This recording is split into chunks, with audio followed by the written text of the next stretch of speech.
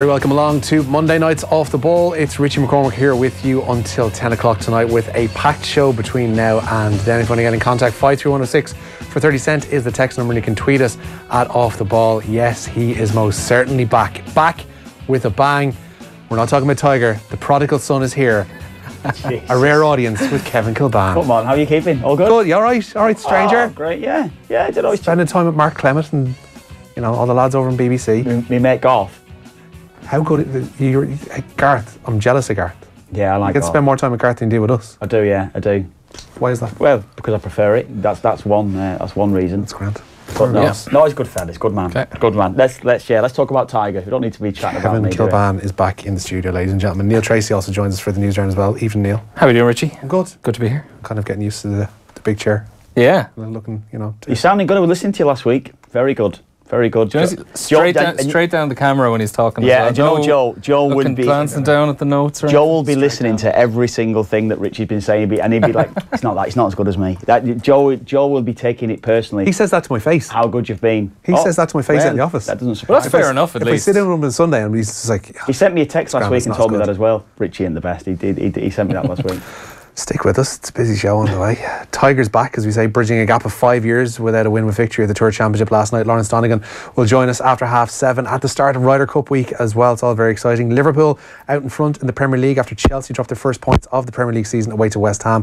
That was a game we brought you live and off the ball yesterday. Pat Nevin will join us on the football show after 9. We'll also assess Celtic's worst start to a top flight season in 20 years. Anthony Joshua, he remains on course for a massive payday and a possibly even bigger fight with Wilder or Fury after stopping Alexander Povetkin at Wembley on Saturday. We'll look at that after 8:30. Plus Connacht, Carty, Carberry and Cleinster. That's all on Monday Night Rugby with Eddie O'Sullivan and Rory O'Connor coming up after 8 o'clock. Get your texts in 53106 for 30 cent, and you can tweet us, as I say, at Off the Ball. The NEWSROUND brought to you this evening with Screwfix.ie, championing the trade with a choice of over 20,000 quality trade products. Before we get into it, Neil, the comeback story is a comeback story. Tiger Woods, you were watching it last night, Kev. The scenes.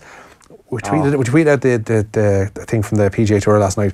That overhead shot of Tiger being swamped by fans on the 18th. Yeah. That's just a measure of how big a win this is for the game of golf, for Woods to be back at the top of the tree and winning. Yeah. Not just performing well. It's golf back rather than Tiger back. That's what it was. That's what it sensed. I felt that last night. I didn't watch it until the last round, but I watched a little bit of the third round, and once you knew Tiger, what was 3 shots clear going into that last round, he had to watch it last night. You just had this is it. This is going to be the moment. And you kind of knew maybe after 7 or 8 that he was going to win it. It turned that he was actually going to win the $10 million bonus at the end of it, because Justin Rose was starting to falter a bit in his round. So you were starting to get that, but this can't happen, surely not. And it's fitting really that Rose actually did get the birdie at the last, just to make sure that he got the $10 million bonus. But the buzz around Tiger, him and Rory McIlroy going up the last as well together, and obviously they had a bit of security around them, but it was just on you go, lads. And it was almost like stuff from the 70s and 80s, wasn't it, that we saw when Jack Nicklaus's and all these lads were going up the last, and there was crowds just people sprinting to get into position. Unbelievable, wasn't it? It was it was a great watch last night. It really was. The amount of people behind them though that do wear the red and black on the Sunday, the same as Tiger, is that not a bit? Is that not a bit weird? 40, 50-year-old men that are doing that, yeah. Yeah, big white lads called Chip from Minnesota. Who are there, with their bellies. I mean, like in theory, you go to a football match in your Man United or your Liverpool jersey or whatever, You go to the golf course in your golf shoes and your Tiger Sunday Reds. I go and watch Mayo with my Mayo jersey on. So what can I say about that, Rich? No, but team wearing some of that's can transferred over. Do you think once you get past casual. 18, it's a bit? Is it like going to watch the snooker in a bow tie and waistcoat? No, do you know what it is? Right, that's a great shout. It's better than your man in the Coventry jerseys at the World Championships. Oh no, I love him. But it's like somebody who'd go to a match in their full kit. Like the jersey, if somebody's wearing a red Nike top, you kind of go, oh, grand. It's acceptable for a 6 or 7 year old. These lads are rocking up in the full red top, black trews, and probably with a visor as well, or the black cap with the TW on it. Yeah. It's like lad turning up with shorts and socks. I know. And as well last night, what for Tiger's sponsor, obviously Nike last night, he's got Tiger and Rory walking up the fairway last night for the two of them in the Nike. That was a dream for them, wasn't it? They've had the best marketing in the last 2 weeks, haven't they? The last 3 weeks or so, Nike, ever. It's just unbelievable the way it's worked out for them last night. Well, it kind of gave a measure as well last night of where Rory has to, well, get into this with Lawrence Donegan after half 7, but where Rory possibly needs to be and how far off he is where we thought he would be at this age, because like he's a footnote. Like he played in the final round along with Tiger Woods last night, yet he's a footnote in that tournament. He finished and tied for 7th, some ways off the victory. He felt that way after the first as well, didn't he? But he bogeyed the first, didn't he, Rory McIlroy, and that's the way it felt straight away. That was it, done. Tiger got a par. It was a tricky enough par he did, and then he birdied the second, I think it was, when he went Tiger, and that was it. It was game over for McIlroy. He forced the issue, he tried to force the issue a little bit, and it just didn't work out for him. That was it. It is, as you say, a kind of a win for golf to have him back. And going into the Ryder Cup week, this is absolutely massive to think that he is going to be the star attraction. Like we started off, 6 months ago, thinking that he would be a vice captain. Vice captain, potentially, and just like the guy on the side of the green who'd be and like, oh look, Tiger Woods is there giving a bit of advice and saying how to play the sixth, whatever. And now look, we've got Tiger Woods, who's actually probably in the form of anybody else going into that tournament. It's quite remarkable. The organiser of that must just be rubbing the hands. I was going to say, what's the story with this game with him and Mickelson as well? That's going to be a terrible. Not being funny. That's just like this is like a total mismatch now. Well, he's done there. What he's done, he's sold Mickelson an absolute pup because at the start of this year, we would have thought, the two old boys who in the late 90s, early 2000s were the absolute peak of golf, and now they're looking to create old glories. And Mickelson's bought it, and he's like, I suppose we'll do this one off. We're mates now. This is fine. We can do this. And instead Woods is going and he's looking over his shoulder, flicking the V's at him, going, I've got you, mate. And he's basically going to make mincemeat of him on HBO. When is that? That must be a few weeks. It's not too far away. That's a joke now. That's just going to be a total mismatch. It is. Poor Phil Mickelson. Can Tiger give him shots? I was going to say, it'd be like me playing against Tiger Woods at the moment, or me playing against, I don't know, a regular pro. Gives me 18 shots or whatever it'll be like. Shows you, Kev, in your early 40s, you can pull off quite a comeback. Yeah, there you go. Can we expect something tomorrow? What kind of silky skills are we expecting to see on show from Kay Kilban at Porky Queef? Well, Rich, when has there been any silky skills on show from me? Maybe post 1999, I would say not. So you might say putting your head down, kicking the ball beyond your full back and trying to chase after it is not a silky skill. I suggest otherwise. That is a skill. Yeah, well, so did I. Yeah, I made a I said I made a career of it until about 1999. So there you go. Once the leg started to go ever so slightly, into midfield. Yeah, there you go. No, looking forward to tomorrow. It should be a good day. Really, really good day. How many people will actually be at the game, we'll see. But I'm looking forward to just getting back out and playing 11-a-side again. I was on to Kenny. I spoke to Kenny earlier on this afternoon.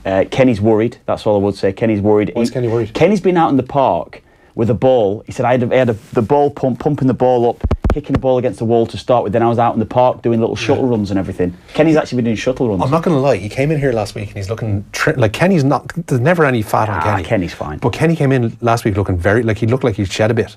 He looked like he's. Did he bring in donuts like normally? No, there's no baked goods. Well, I was telling. That says it all. Yeah, but Kenny even in his heyday, Kenny would have been the sort of fella would be eating full on desserts. He'd eat his donuts. Not a bother. He would eat anything at all, and there's not a pick on the lad. Never was. No, but he's after getting skinnier. He's actually in training for this thing. Yeah. I think he's doing a bit of running now. That's what he's doing. He's out running. Be wary. Happy new. Be wary. We will kick off the news round. We'll start with Mr. Woods' win last night at the Tour Championship, Neil. Yeah, Richie, he's turning his attention to this week's Ryder Cup now after ending his 5-year wait for PGA Tour success last night. The 14-time major winner marked his incredible comeback from career-threatening injury to the Tour Championship in Georgia yesterday for what was his 80th PGA Tour title. After yesterday's win, he's now up to 13th in the world, having been 1,199th in December of last year. He says the US team are in high spirits as they prepare to defend the Ryder Cup. He's joined his teammates on a flight to Paris just hours after winning his first tournament in 5 years. The last tournament victory for him, August 2013 at the WGC Bridgestone Invitational. Since then, he's had surgery on his back 4 times. And he says yesterday's result ranks up there with any of the 14 majors given the circumstances. It's certainly up there with obviously all the major championships I've won, Players, World Golf Championships, but this is under different circumstances. I've explained throughout the year that I just didn't know whether when this would ever happen again, or if I could somehow piece together a golf swing this year. I feel like I could do it. My hands are good enough, and I just didn't know if I could, piece together a golf swing, but somehow I've been able to do that, and here we are. There are the people who are close to me saw the struggles and what I was going through, and their support and with some of those things that they said, come off that last screen meant a lot to me. Meanwhile, US Ryder Cup captain Jim Furyk says Tiger Woods' latest success has given the whole team a boost. Vice-captain Steve Stricker also won his tournament in South Dakota recently. They've begun preparations for the defence of their title, gets underway on Friday in Paris, and Furyk says both of those successes have helped in a big way. To grab control of the off tournament early and kind of fend everyone off. I think it was a good buzz in the team room. A lot of the guys stayed out there at the course to congratulate them, but nice to have those two guys play so well and start us off pretty well this week. Are you believing in blue, Kev? Believing in blue. All marketing promo for it. Yeah, I thought that Blue Monday on Sky today, I heard as well. Oh, so God, it wasn't, was it? Blue Monday, yeah. That's what it was. Blue. I was up this Blue morning. Monday because there's nothing happening to that. That's true. Yeah, it is. They can't really do. They've done a little bit of analysis from the football from the weekend, but it was all about Tiger Woods, of course, and Tiger Woods is back, Kevin. yeah. It wasn't. It was the fellow who was on the mornings, wasn't it? He does the afternoon slot, Rich, as you would know. But it was Blue Monday anyway. So I don't buy into that sort of marketing stuff. But fair play to him. Are you not going to be sitting in front of the Ryder Cup all weekend? Oh, watch it. Yeah, I can't wait for it. It's great. It is great. It is great to watch. I don't know what I'm doing Friday, Saturday this week. Saturday, I'm at West Ham, actually, West Ham Man United, so I'll get the afternoon, yeah. I'll get a good afternoon stint at that, so it'll be brilliant. A few texts in, 53106 for 30 cents. Lads, buzzing to see Zizou Kilban pulling all the strings down at the park tomorrow. Is he bringing down the ice cream van? Do you know what that is? Enlighten me. It's Dermot and Dave, isn't it, on Today FM, isn't it, on the show? So they have, you've heard Tony Cascarino's Club Classics on Friday afternoon. Well, now they've got Kevin Kilban, who comes in as a guest slot on the show, that comes in with his ice cream van. So yeah, so that's where that comes from. Have you voiced this yourself? No, I haven't voiced it. Are they giving you some kind of rights fee for the use of your name? Oh, he's Dermot, isn't he? It's quite funny, actually. It's quite funny, yeah. Also, another text in saying, shut up slagging off lads wearing golf gear at the golf, each to their own. What are you lads, the sports fashion police? That's right. I can't talk about fashion, let's be quite honest about that. You're doing okay. You've got the match of the day chic. Threw that together. Nice thin wool jumper shirt, you can't go far wrong. Yeah. Danny Murphy chic, we call it. Is that what you call it, do you? Yeah. Right. If you combine my hair with your outfit, you've got Danny Murphy. with a Dublin accent. With a Dublin accent. That's fine. Yeah. JP McManus has been splashing the cash. Yeah, every GA county board in Ireland is €100,000 richer today. This is just remarkable. That's good though, isn't it? Yeah, brilliant story. Remarkable. Yeah. Remarkable, come on. But yeah, businessman and racehorse owner JP McManus has donated €100,000 to every county board in the country. That's on the back of Limerick's All-Ireland Senior Hurling title victory. He's been a long-time sponsor of the Limerick inter-county sides, but has now donated more than €3 million equally across the 32 counties, and it's believed the money is to be split between the club sides in each county, and the donation has been described by Roscommon GA Secretary Brian Carroll on Twitter as brilliant and a generous gesture. And to put it into context, I saw people mentioning earlier, if you were to take the 24 GA clubs in Leitrim, for example, that's worth more than €4,000 each to them. So that there's going to be about 14 think pieces about how much Dublin are getting from this producer. Yeah, they won't be getting much, but club. But isn't it pretty great that you have the small clubs in the small parts of the country that are going to be getting a nice few €1,000 each. Like that 4,166.67 for a Leitrim club on average, whatever it would be, is just going to be a remarkable godsend to them. So fair play to JP McMahon. Do we know if like the likes of Warwickshire and London and New York are in? I don't know specifically. We haven't got the specifics of it. From what we've seen, it's €100,000 to each county board. We don't know, is that the county boards on the island of Ireland, or is it extending to London? Can you add like caveats to it? Can you say that Kilkenny can have it, but they can only spend it on football? That kind of thing. That would be a good idea. There you go. Let's see you use that money now, cats. Electric Ireland, sponsors of the GEA Minor Football and Hurling Championships, proud to introduce the 2018 Minor Star Awards. We spoke to Michael Fennelly about them just last week. They honour the major moments on the pitch and recognise the individual performances throughout the championship season. To celebrate, we're giving you the chance to win €250 each night this week to spend on GEA gear. We are your own, JP McManus. Just identify our non-GEA mystery voice who incidentally did represent his county at minor level. Recently, he experimented with bold tartan patterns, much like Kev, very on trend this autumn, but ultimately he decided the look wasn't for him. It just didn't suit me. He did give it a go, in fairness. It just didn't suit me. That is a tough one. Who picked that voice? Was it you and the call? No, it was JP apparently. One more go at that one, Pete. It just didn't suit me. If you think you know who that is, text your name and your answer. I'd never get that. 521 for 30 cents. And we'll announce the winner later on in the show. It's all with thanks to Electric Ireland, sponsor of the GAA Minor Championships. This is major. One more go, Pete. That is tough. It just didn't suit me. 53106. Neil. I had to put in the second earphone there just to try have another go. I have the name in front of me and I was like, still, really? Okay, Grant. Well, the Manchester United and Republic of Ireland Celtic squads have been finalised for tomorrow's Liam Miller tribute match at Páirc Uí Chaoimh. A few new faces have been added to the squads which had been announced previously. Former Man United assistant Mike Phelan will be Roy Keane's assistant, while John O'Shea and Wes Brown have both been added to the players list for the United team. While Neil Lennon is had to withdraw from the Ireland Celtic squad with Hibs in action, but Ian Hart, Stephen Kelly and former Celtic defender Johan Mjällby come in. The sold-out game kicks off at 3 o'clock tomorrow and will be available to watch free to air on Virgin Media 3, and the man beside us will also be playing as well. Yeah, Will O'Callaghan is going to be down there for us tomorrow as well. It's great that it's on TV, but one or two lads that's a little bit nervous being shown live on TV. who would you say, like without wanting to drop anybody in it, who would you say is going to be nervous ahead of tomorrow? Kevin Kilban. Apart from Kevin Kilban, Yeah, it's not all about you, surprisingly. Yeah, sorry. Who'll be the dark horse who'll surprise everyone? I'm glad. I know we've got Harty and Stephen Kelly in there as well. They'd be fit enough, those lads. You know, I think Stephen Kelly will be. Yesterday with Nathan, with Dave. It's easy to get those two mixed up. He was looking very fit still. Yeah, he's fine. He'd be fine. We could actually stick him in midfield and do the running for us. You know, that's the one. That wouldn't be a bother for us. You know, put the feet up tomorrow. I think Keith's a bit worried. Keith's a bit worried there. Yeah. Kenny, as I said, Kenny's been out doing all sorts, hasn't he? So Dunny's in. It's the same old, isn't it? Same old for us. We've got Robbie and Duffer in the side, so we've just got to feed them. Do we know what gear you're wearing tomorrow? Because the other way, it's like a Celtic Ireland gear.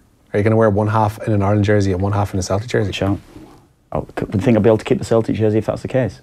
This is ultimately what you're going down for, is to get the Celtic jersey and have it. Yeah. Will you get your name printed on the back and all? If it's a Celtic, I wouldn't mind my name printed on a Celtic jersey. That's one thing my uncle always said to me. Wanted to see just me in a Celtic jersey his whole life. It never happened. So I can bring that back for him, so he'll be happy. That's nice. Do you know what number, Neil, what number you're getting? Number you're getting? I don't know. Yeah, I think I'm number 3 actually. I only saw that today. I think I'm number 3. Oh, winger wearing number 3. We're going to have squad number aficionados onto us. We've got Duffer in there. Just Duffer. Yeah, but it could be like one of those friendlies where you share numbers. Yeah. You see those different ones. I don't know if we see what the story is team-wise.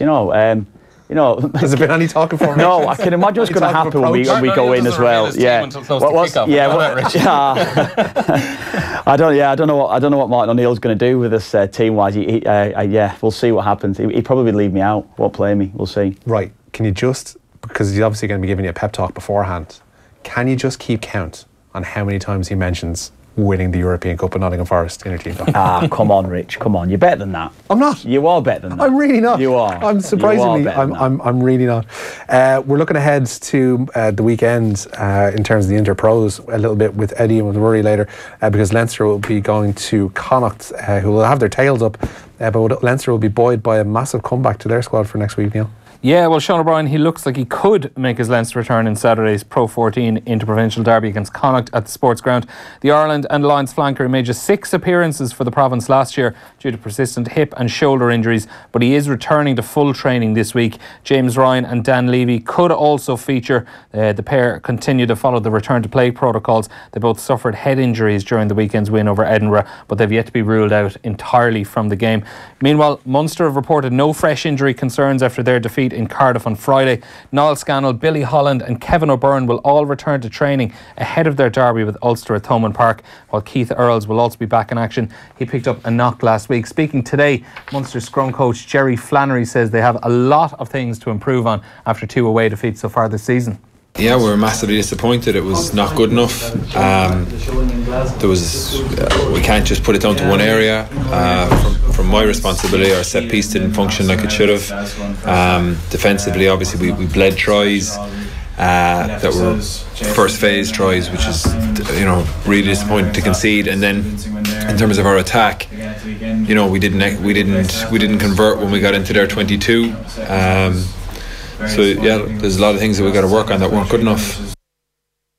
Monday Night Rugby. We mentioned this from Monday Night Rugby, Neil. Munster really looked ragged on Friday night. Yeah, defensively they were just all over the place. They just really struggled. And I thought Joey Carberry started the game very, very well. And when he took his try, Munster got ahead, and you thought, maybe they just got that bad little spell out of their system. But I think to go the second half completely without being held scoreless in the second half. From 24 minutes on, Carberry's penalty, I believe, was like the last time they scored. That was the last they nearly went score. an hour without scoring. Yeah, and remarkable. When you look at the Glasgow game, they had such a horrible first half, but they fronted up maybe in the second half, and ultimately it was too small of a comeback. But they did improve. But it was just a very, very strange showing.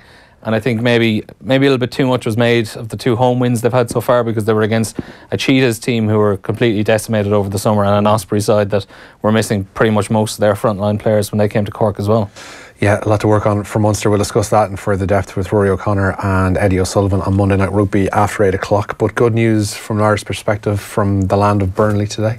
Yeah, Robbie Brady, the Republic of Ireland international, has stepped up his return from a hamstring injury. He hasn't featured for Burnley's first team in a competitive game since suffering a knee injury last December. He did briefly return in pre-season training, but he suffered a torn hamstring, and that has kept him out until today, where he made his comeback this afternoon in an under-23s match against Hull. A 3-0 defeat for Burnley in that match, but Robbie Brady did play the first 82 minutes before coming off to the subs bench. Timely, I think, is what the word we use here. Yeah, big one. And obviously the news as well coming from the week, it looks as though Seamus Coleman will be fit as well, so that was the worry for us as well. So I think it's great. It is great just to get him back playing as well for Burnley. That's what you need. Hopefully get a couple of games, whether that would be at under 23 level or in the first team over the next few weeks. Any kind of game action to his legs. Yeah, it's irrelevant. Get game time into him. I'd forgotten he'd been out since December. Yeah, for Burnley. Bad injury. Had a terrible injury. Didn't think it'd have been that long. Yeah, it was a bad one for him. And he had a big summer. I think he got married this summer as well, so it's big summer for him as well. So I think now he can just get himself settled and hopefully get himself prepared for. Where do you see him playing when he comes back in? Is he going to play in that advanced position on the left, or do you see him going into left back? He'll play in midfield. He gives us balance, doesn't he, in the side? He gives the team balance, so he'll definitely play. I'd probably how the team's been playing. If you're playing in 3-man midfield, he gives you the balance. It's just fitness-wise, that's the only thing. But I would have thought he'd definitely start on that 3-man midfield. There's not a chance for you. He could start at left back. He could start at left back. Yeah, he could start. Is that the best way to deploy him, though? Enda Stevens played well though, didn't he, in the last game against Poland? I was really impressed the way that he played.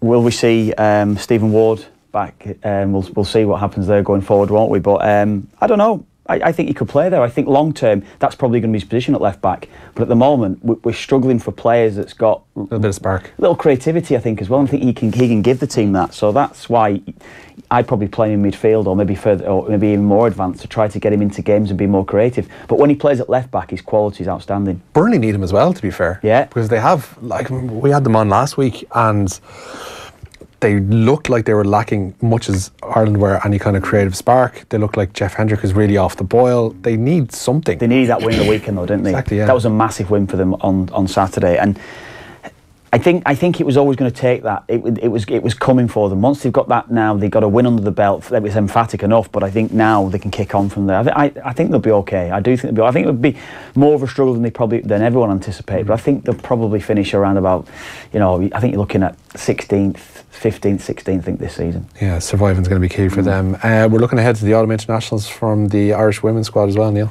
Yeah, and head coach Adam Griggs has named 6 uncapped players in his squad for the November series games against England and the USA. 3 of those players come from Leinster: Emma Hoban, Ellen Murphy and Juliet Short, with Munster pair Enya Breen and Laura Sheehan included, as is Firwood Waterloo's Irish qualified Lauren Delaney. Griggs has also brought 3 youngsters in as development players, or apprentices if you like, who will just train with the team. They won't be involved in the matches at all, but they are Connacht's 17-year-old Avian Riley and 16-year-old Bevan Parsons, as well as Leinster's 19-year-old Daisy Earle. There is no place though in the squad for former captain Niamh Briggs, but head coach Adam Griggs hopes the 33-year-old will be back in time for the Six Nations. I sat down with her and we went over some performance goals for her moving forward. It's one of those really difficult situations and conversations that you just have to be open and honest about it, and set down some challenges for Niamh. And again, she has every chance of coming back into selection for the Six Nations if she can go away and tick some of those boxes and that challenge that's been put in front of her. Quite galling, you'd imagine, for a 33-year-old, that kind of experience, to be told your performances need to be better. Yeah, on the one hand, it's quite interesting to see that out of a head coach, to just say, you know what, you're not necessarily playing well enough. Here's a few things. Go work on them, and we'll come back and look at you again. Yeah. Finally, good news for an Irish qualified midfielder today. Yeah, Jack Grealish has signed a new 5-year deal with Aston Villa. He had been heavily linked with moves to Chelsea and Tottenham during the summer transfer window. Spurs having a £25 million bid rejected by Villa. But Grealish, who has been at Villa Park since the age of 8, has now committed his future to the Championship team until the end of the 2023 season. He's not actually qualified, Rich, as you know. He isn't. He's not anymore, actually. Not anymore. Yeah. No. You're still not having him, are you? There you go. There you go. We'll talk about Declan Rice actually in the football show a little bit later on. We won't. No, not from an Irish perspective. West Ham's Declan Rice. West Ham's Declan Rice. He was brilliant again. Sunday last week. Yes, yeah. Goodison, excellent yesterday. Brilliant again. So he's had, coming back in, there's a bit of pressure on him as well, because I think there was maybe a spotlight that'd been put on him early on this season. And that Everton game in yesterday is outstanding. It's almost as if the weak link in that midfield in the opening game of the season at Anfield wasn't Declan Rice, and perhaps it was somebody like Jack Wilshere. Yeah, well, that's what I think it was Tony Cascarino's piece in the Times today was saying that as well. Yeah. West Ham are better without him. We'll look into that in further detail on the football show. That's after 9 o'clock. A busy show on the way. We'll be looking at Joshua Povetkin as well. That's after 8:30. Monday Night Rugby with Eddie O'Sullivan, and also as Rory O'Connor from the Irish Independent. That's coming up after 8. But up next, he's back. We're talking Tiger. Off the Ball on News Talk. Thanks to Screwfix.ie, championing the trade with a choice of over 20,000 quality